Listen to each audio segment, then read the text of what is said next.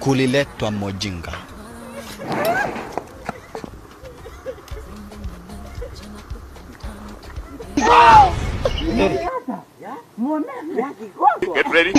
Yangu ni kusema tu karibuni Kenya. Nani kuna haka? Nini? Sikubiarika mzae amekaa bwana. Amefanya nini mzae mwenyewe amefanya nini? Unajua jana acha nikuone bro. Hii mambo ya kukaa ukisendi ma message hivi kila wakati hiyo achana nayo. Sawa? So hiyo inaharibika kufanya hivyo. Unajua jana nilikuwa natumia sistangu message nilikuwa namuuliza tutapika nini. Ukamkwa sasa ndio hiyo ndiko sawa. Sasa unaona ile inaitangwa autocorrect. Sasa ukiwa nafanya hivi ikaandika badala iandike tutapika nini ikaandika tutakulana lini.